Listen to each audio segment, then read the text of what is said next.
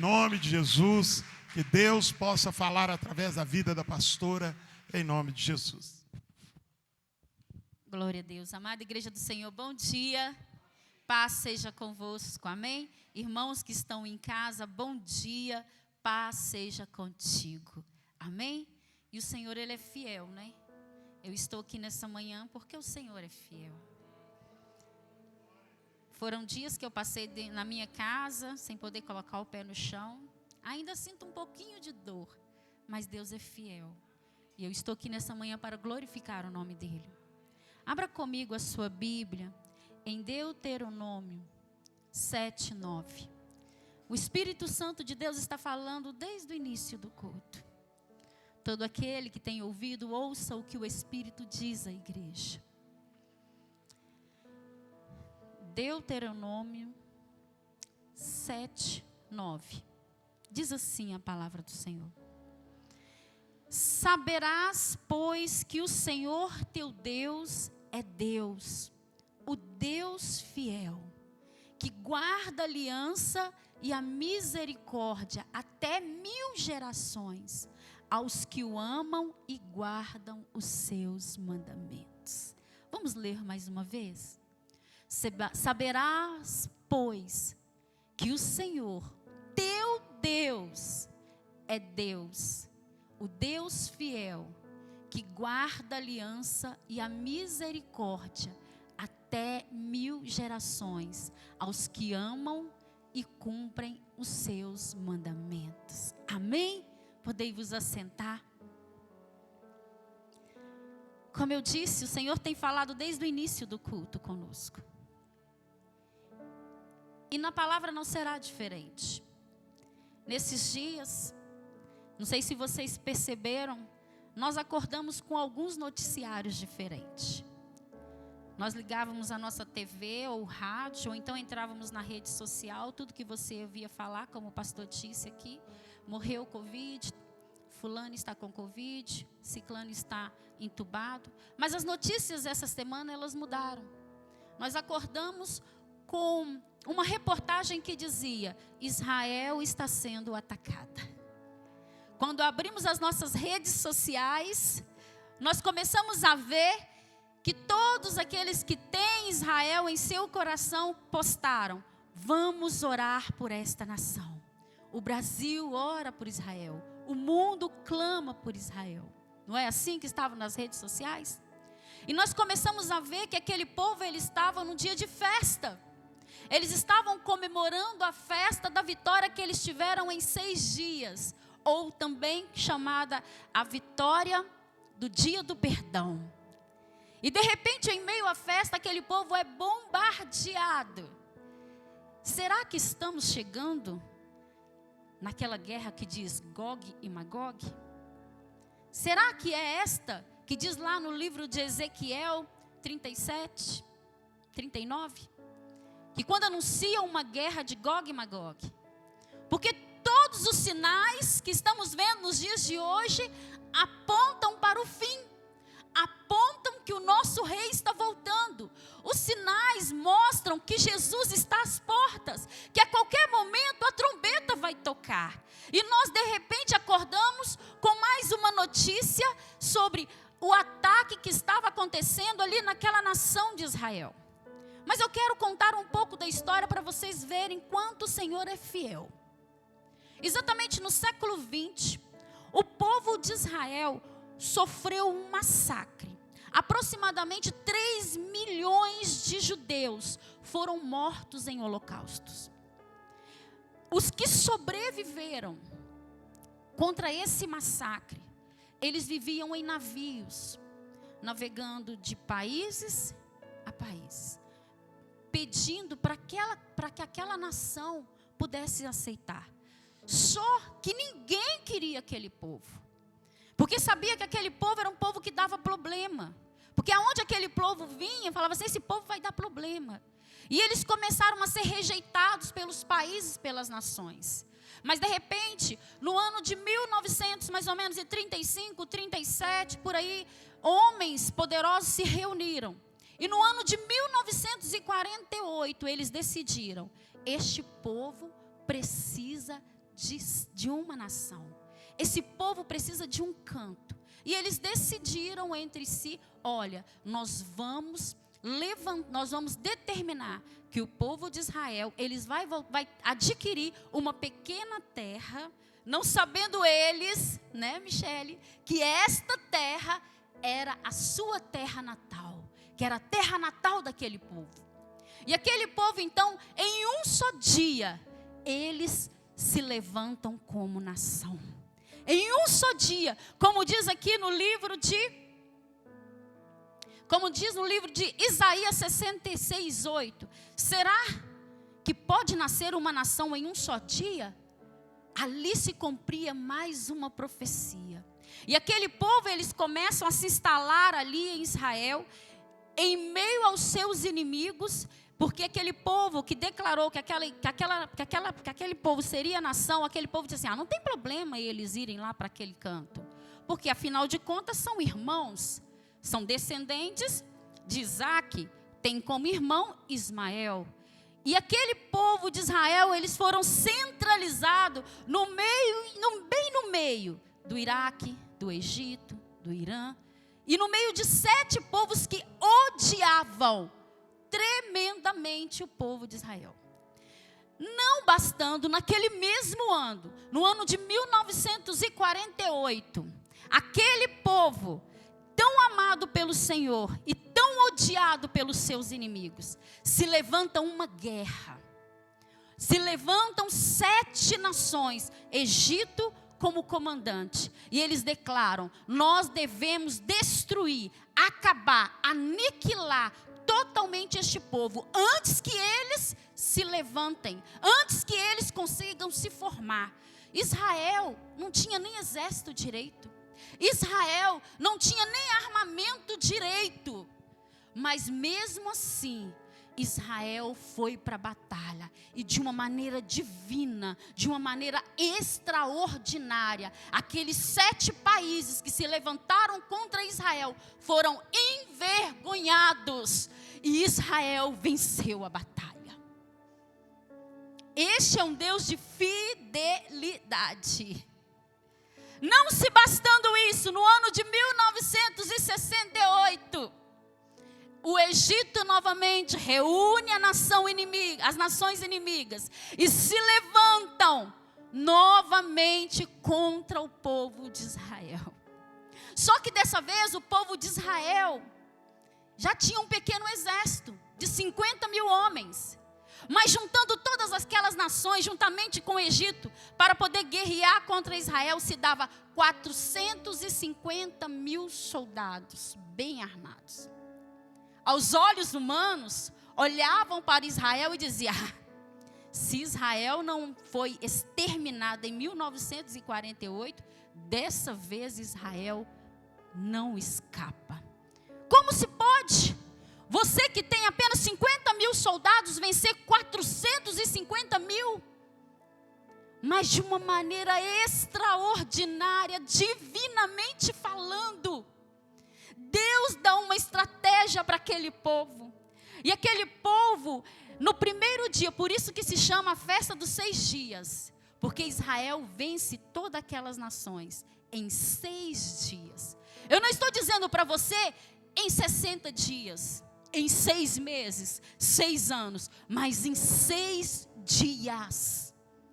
Algo que era impossível se torna possível em 6 dias. No primeiro dia, Deus dá uma estratégia àquele povo. E aquele povo, eles começam a planejar o povo de Israel. E eles dizem, vamos atacar o exército do Egito, os jatos.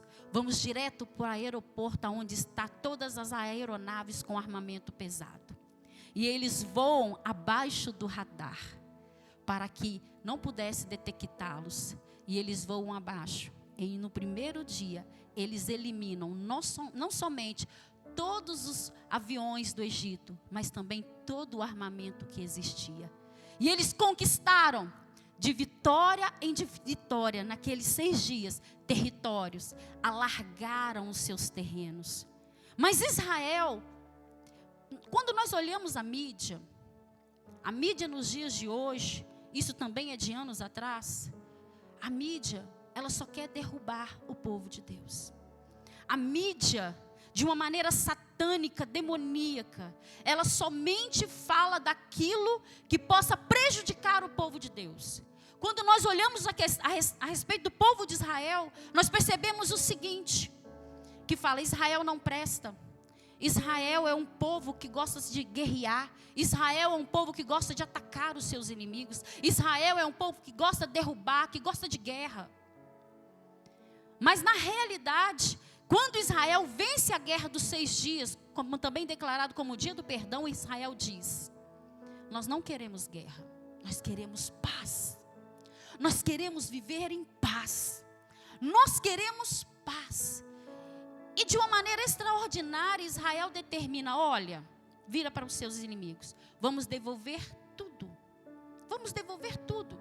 Não queremos nada. Tudo que nós conquistamos nesses 6 dias, nós vamos devolver a vocês.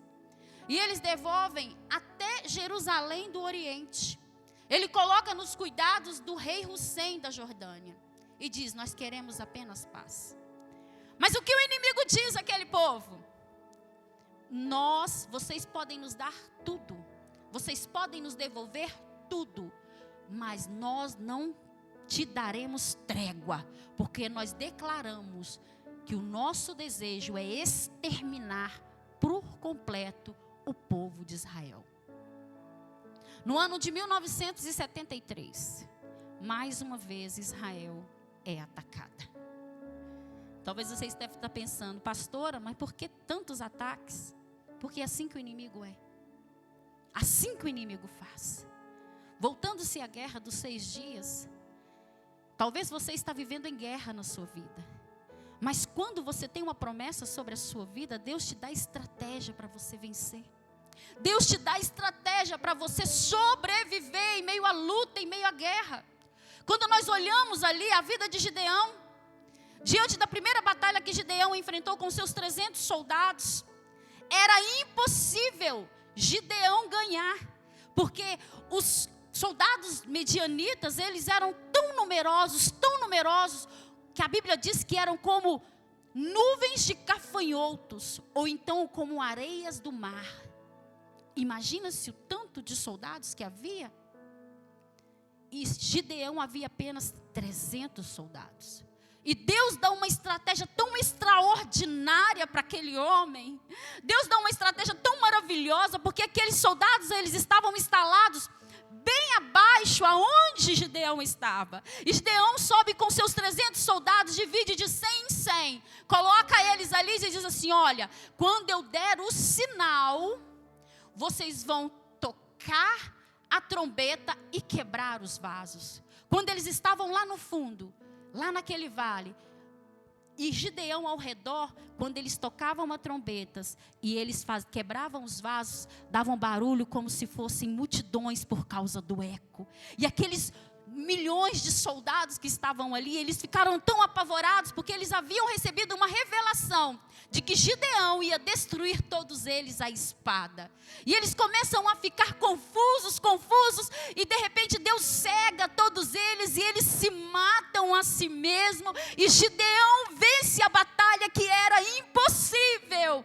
O que eu quero te dizer nesta noite, aquilo que você está vivendo, talvez é impossível, aquilo que você está passando é impossível aos olhos humanos. Todo mundo deve estar olhando para você e dizendo: agora acabou, agora não tem mais jeito, agora ela não vai conseguir, agora ele não vai mais se levantar. Mas o que eu quero te dizer é que nesses dias de hoje, Deus vai te dar estratégia, e você vai envergonhar os seus inimigos para a glória de Deus. Esse é o nosso Deus. No ano de 1973, Israel é novamente atacado, como eu disse. Mas Israel vence. Porque Israel crê num Deus Todo-Poderoso. Ele não crê que Jesus é o Messias, mas eles acreditam num Deus Todo-Poderoso. Está para acontecer uma grande guerra, como eu disse, sinais estão apontando.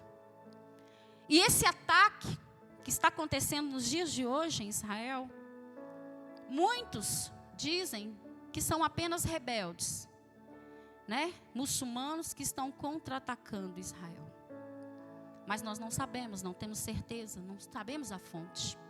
Mas, se Irã entrar nesta guerra, irmãos, irmãs, fiquem atentos aos sinais. Comece a observar os sinais. Porque se Irã entrar nesta guerra, Egito entra. Se Egito entra, Estados Unidos entra.